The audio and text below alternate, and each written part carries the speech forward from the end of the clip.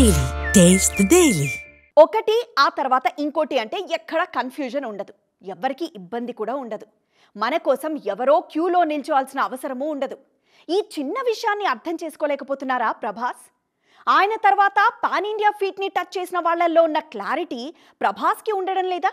లేకుంటే ఆయనకి అంత స్పేస్ ఇచ్చే పరిస్థితుల్లో ఇండస్ట్రీ లేదా? అసలు ఏం జరుగుతోంది? ప్రభాస్ ని ఇప్పుడు తెలుగు స్టార్ అంటే మిగిలిన ఇండస్ట్రీలు ఒప్పుకునే పరిస్థితి లేదు.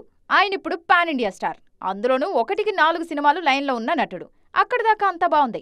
1కి 4 సినిమాలు లైన్లో ఉండటమే మిగిలిన వారిని ఇబ్బంది పెడుతోంది.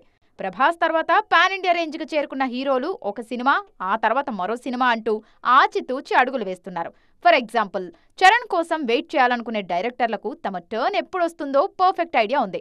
ఎట్టి పరిస్థితుల్లోనూ పెద్ద తర్వాతే నా సెట్కి చెర్రీ వచ్చేది అని ఫిక్స్ అయిపోయారు సుకుమార్. ఇటు అల్లు అర్జున్ కూడా ఆ విషయంలో పక్కా క్లారిటీ మెయింటైన్ చేస్తున్నారు. పుష్ప సీక్వెల్ తర్వాత ఎటు వెళ్తారోననే కన్ఫ్యూజన్ జనాల్లో కాస్త కనిపించినా అట్లీతోనే అని పక్కాగా చెప్పేశారు అల్లు అర్జున్. ఇక ఎవరితోనైనా సరే అట్లీ ప్రాజెక్ట్ కంప్లీట్ అయ్యాకనే అనే క్లారిటీ గట్టిగా కనిపిస్తోంది. ఇటు తారక్ కూడా ఆ విషయంలో జాగ్రత్తగానే వ్యవహరిస్తున్నారు. నీల్ కి వార్ 2కి మధ్య కాస్త షఫిల్ అయినప్పటికీ ఇప్పుడు మాత్రం క్లారిటీతోనే కనిపిస్తారు. ప్రభాస్ నుంచి కూడా ఈ కైండ్ ఆఫ్ క్లారిటీ ఉంటే బాగుంటుందనే మాట వినిపిస్తోంది.